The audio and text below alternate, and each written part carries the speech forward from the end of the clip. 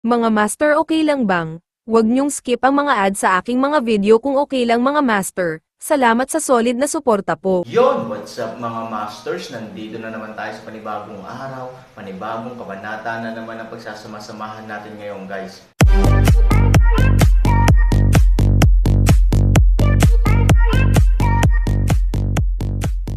Bali mga masters, kung bago ka pa lang po sa aking YouTube channel, please click the subscribe button, lalong-lalo na po yung notification bell guys, para maging connected pa rin tayo sa isa't isa at maging updated kayo sa mga susunod ko pang video.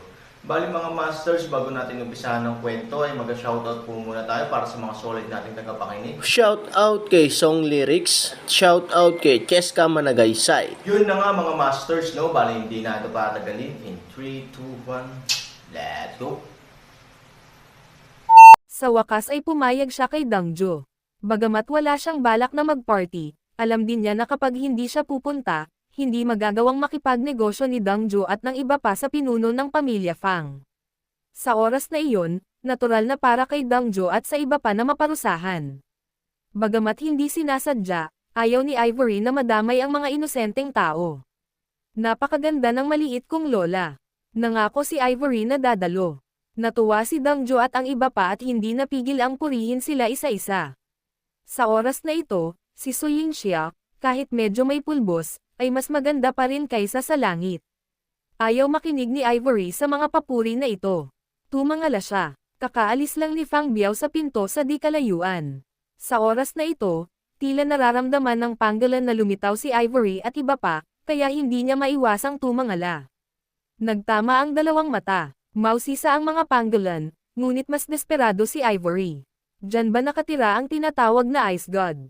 Mahinang tanong ni Su Yingxia. Tumanggaw si Dangjo, eksaktong, bagamat siya ay may suot na malabong ngiti, ang puso ni Ivory ay nadurog.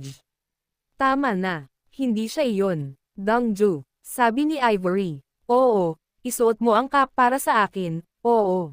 Tumanggaw si Dangjo, kinuha ang takip sa kanyang kamay at marahang tinakpan ang ulo ni Ivory. Bilang isang nobya na malapit ng ikasal, dapat niyang takpan ang kanyang ulo ng pulang tela bago ang seremonya ng kasal, kahit na kinakailangan na dumalo sa piging. Ito ang pinakapangunahing tuntunin ng magandang asal. Pagkatapos ay marahan niyang tinulungan si Ivory at dahan-daang naglakad patungo sa harapan. Wala nang makita ang panggalan. Sa sandaling binawi niya ang kanyang ulo, bumalik siya sa silid at isinara ang pinto.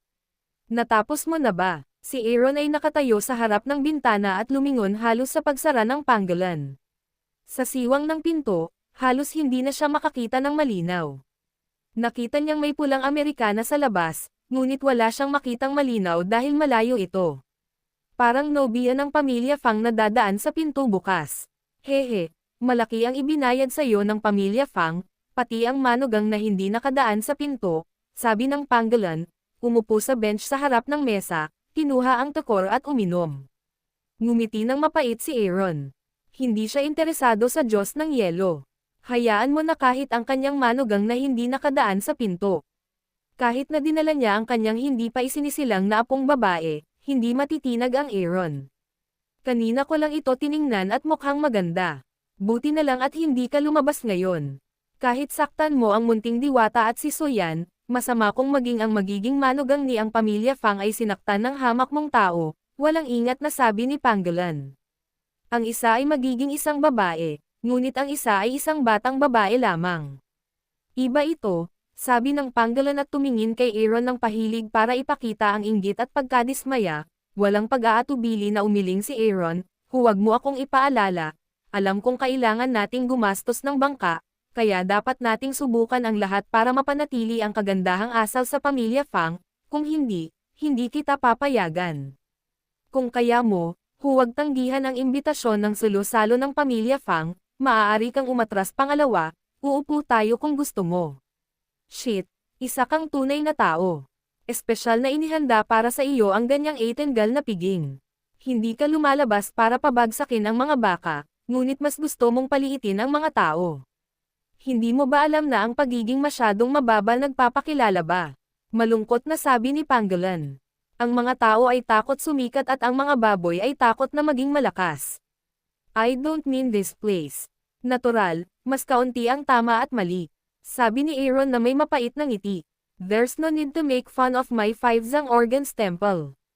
After Juying Pavilion was plagued by animals, I didn't eat here. Kailan tayo magsisimula, bagamat umupo tayo sa kagustuhan?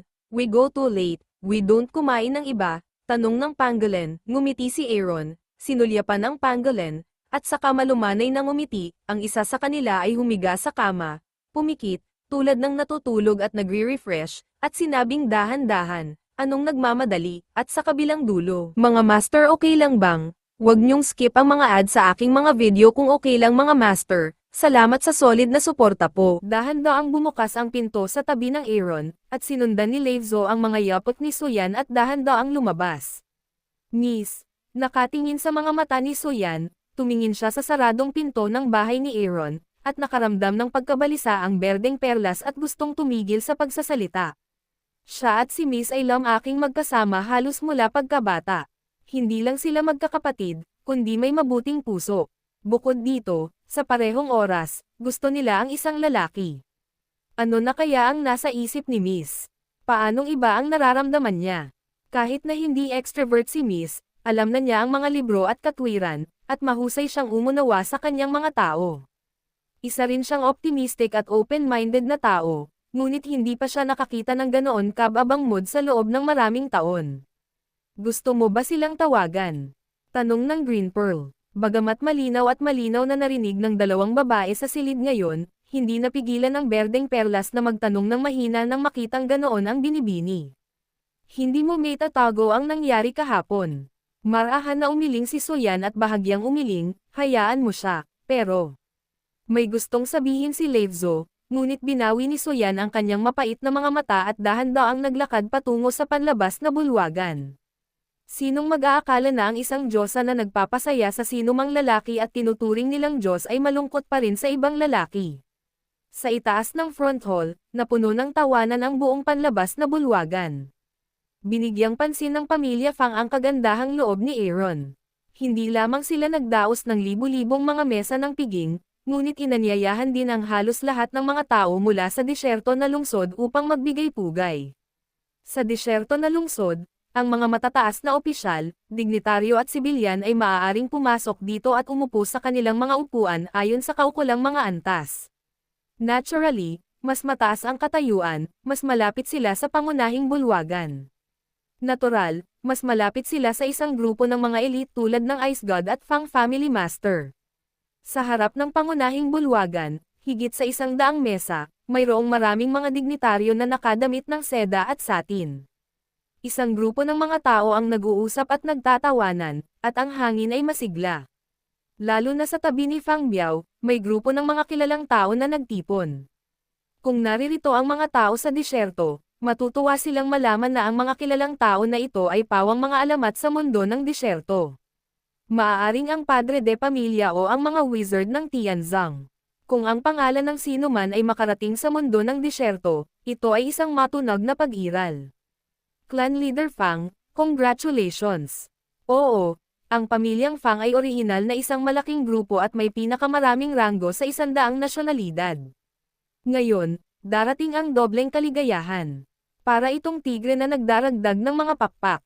Tila sa paglipas ng panahon, ang pamilyang Fang ay hindi lamang ang karamihan sa mga 100 nasyonalidad, ngunit din ang una sa aming 100 nasyonalidad. Hehe, nakakamangha ang dobleng kaligayahan na ito. Hindi naman daw simple ang babaeng hinahanap ni Cooner at makapagsilang ng tunay na Diyos.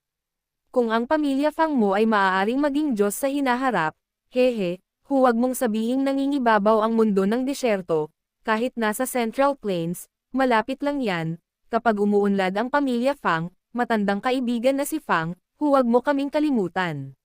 Nagkwentuhan at nagtawanan ang isang grupo ng maaypan ng bahaghari na ito si Fang Biao, umutot.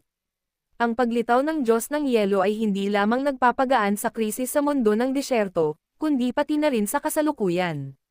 Alam ng lahat na ang Diyos ng Yelo ay nakatira ngayon sa pamilyang Fang, at ang pamilyang Fang ay nagtatayo rin ng isang pandaigdigang piging sa ngalan ng Diyos ng Yelo. Hindi na kailangang magsabi pa tungkol sa relasyong ito, ang aking manugang na babae ang magpapasya sa pinakamataas na limitasyon ng pamilya Fang sa hinaharap, At ngayon ay may yelong Diyos na nagsasabi sa ilalim ng pamilyang Fang, ano ang kwadra na nakaupo sa Dayo Yutay, kaya lang, maging si Mr. Chai na matagal nang nawala ay dumating para batiin siya ng personal, sapat na ba iyon, madaling sabihin, tuwang-tuwa si Fang Biao, talagang dalawang magagandang bagay ito ngayon at sa hinaharap, bagamat ang kasal ng pamilya Fang ay talagang isang masayang kaganapan, halata na mayroong napakamaraming mga kilalang bisita ng pamilya Fang sa taong ito, kahit na sinasabi nila, Mr. Chai ang ibig sabihin nito, ito ay nagpapakita ng paglaki ng pamilya Fang, na kung saan ay makikita ng lahat ng tao sa mundo ang pamilya, at lahat ng mga partido ay dumating upang bumati kasabay ng paglabas ni Ivory.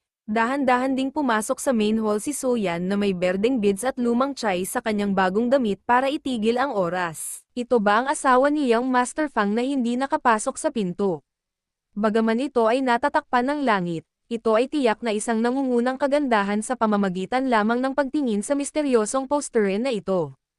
Kalokohan, dapat 1 in a million ang mata ni Young Master Fang. Mas malala pa ba ang nakikita niyang babae? Shit, kaya niyang pagyamanin ang tinatawag na tunay na katawan ng Diyos. Tot, nakakatunaw talaga ng bibig ko. Nang dumaan si Ivory sa main hall at tumapak sa espesyal na bead curtain, ang mga tao sa gilid ng kalsada ay tumingin sa kanya at sinabing kakaiba.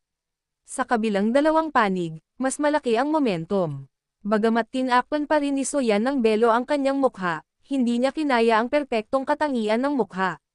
Isang sulyap lang ay maakit ang mundo, aakayin ang hindi mabilang na mga lalaki na yumuko, at makikipagtulungan sa pares ng mga dekoryenteng mata, na halos puksain ang mga kaluluwa ng mga lalaking naruroon. Sa likod niya, si Leivzo din ang nangungunang kagandahan, at dahan-daang pumunta sa main table kasama si Soyan. 2 beses lumipad ang isang grupo ng mga kaluluwa, nakalimutang mabuhay muli. Sa gilid na silid na iyon, si Mr. Chai ay dumating din ng buong lakas. Karamihan sa mga maalamat na figure sa mundo ng disyerto ay narinig lamang ang kanilang mga pangalan ngunit hindi sila nakilala. Ngayon kapag nakita na nila ang sarili nilang estilo, isa-isa rin nilang itinapon ang lahat ng uri ng pagsamba. Nakita na ni Soyan ang lahat ng matatanda. Nakita ng berdeng perlas ang lahat ng matatanda. Nakita namin ang matandang Chai, nagtipon ang 3 partido at nagbatian. Nakangiti at winawagayway ang kamay ng matandang Chai, umupo ang mga tao sa main table at ilang guest table. Ang parisukat na relo ay natural na nangunguna sa mesa. Sa kaliwa ay si Mr. Chai, habang sa kanan ay si Liu Tao. Ngayon, nakaupo si Soyan. Si Liu Tao ay inilagay sa 2 posisyon sa ibaba ng Soyan. Sa itaas ng mayayamang pamilya, natural na nagtutulungan ang magkamag-anak, ngunit kung ito ay may kaugnayan sa mga interes at pagmamahal sa pamilya, ito ay papel lamang. Laging kayang suportahan ng pamilyang Fang ang pamilya Liu. Ngayon, natural, maaari na rin silang magmakaawa para sa pamilyang So. Haha, dumating na ang matandang Mr. Chai at dumating na ang future daughter-in-law ng pamilya Fang. Mukhang handa na ang lahat, pero may utang na loob pa siya sa Diyos ng Yelo. Hindi pa dumarating ang matanda, pagkaupo pa lang niya ay bumukas ang bibig ng isang medyo may edad na lalaki na may mga litid at laman. Gusto ng Ice God ang tahimik at ayaw ng ingay. Ngayon, dadalo siya o hindi dadalo. Magiliw na ngumiti si Fang Biao. Clan Leader Fang, anong ibig sabihin nito? Kung lalabas, hindi lalabas. Ano ang ibig sabihin ng kaya o hindi? Nagtataka ang lalaki. Sunod-sunod ding tumango ang ibang bisita. Hindi talaga nila naintindihan ang sinabi ni Fang. Ngumiti si Fang Biao, sinulyapan si Mr. Chai at ang mga tao, at sinabing, ang bagong yelong Diyos ay bata pa, may mabigat na pusong maglaro, at isang mababang loob na tao, kaya't siya ay pupunta sa World Banquet at uminom, gayunpaman, makihalubilo siya sa libo-libong bisita sa mga damit ng mga ordinaryong tao. Hindi lamang nagpapakita ng paggalang sa lahat, but also he can enjoy a leisure. Sabi ni Fang Biao. Nang marinig ito, ang mga tao ay lalong natigilan. May iba pa bang naglalaro ng ganito Mr. Chai? Pagkatapos matigilan, ay biglang tumawa, may kahulugan ang bagong yelong Diyos. Bagamat kakaiba ang ugali niya, hindi siya maaaring maging isang taong may pagpipigil sa sarili, hindi niya gusto ang excitement, ngunit siya pa rin ang mag-aalaga sa iyo at uupo sa iyo. There is such an ice god leadership in the desert world, and the future can be expected. Ang mga salita ni Mr. Chai ay may kahulugan ng paggawa ng mga bagay-bagay, ngunit halatang may papuri rin. Matapos marinig ang sinabi ni Mr. Chai, tumango ang lahat. Totoo rin na ang Yelong Diyos, na umibig sa isa't isa, ay uupo sa iisang mesa kasama natin sa salo-salo sa mundo, ngunit kadalasan siya ay mataas ang loob at mataas sa itaas, hindi banggitin ang pagkuha sa account ating mukha at damdamin. Hanggat hindi niya tayo pinapahirapan, magiging maswerte ang lahat. Sang-ayon din ako dito. Bagamat kakaiba ang pagsasagawa ng bagong Yelong Diyos, gaya ng sinabi ni G. Chai, ang kompromiso na ito ay talagang makapagpapatingkad sa mababang susi at karunungan ng bagong henerasyon ng Diyos ng Yelo. Nang marinig ni Fang Biao ang talumpati, sa wakas ay nakahinga siya ng maluwag. Kung ang Ice God ay maaaring dumating sa World Banquet ay tiyak na mahalaga, ngunit higit sa lahat, ang pamilya Fang ay maaaring samantalahin ang pagkakataon na sabihin sa publiko ang tungkol sa kanilang relasyon sa Yelong Diyos at makakuha ng mahusay na reputasyon, kung ang Yelong Diyos ay hindi dumalo, kung ang lahat ay makakaunawa, kung gayon ang ibang mga bagay ay hindi na mahalaga, dahil lahat ay makakaunawa. Halika, itaas ang iyong salamin sa bagong Yelong Diyos na ito. Yun na nga mga masters, no? Bali panibagong kabanata na naman yung natapos natin ngayong gabi. Muli, maraming salamat po talaga sa walang sawang suporta po sa aking YouTube channel na talagang inaabangan nyo po ang bawat upload ko po. Bali mga masters, magkita-kita ulit po tayo bukas ng gabi at ngayon po ay magpapaalam po muna tayo. Bali mga masters, bye-bye!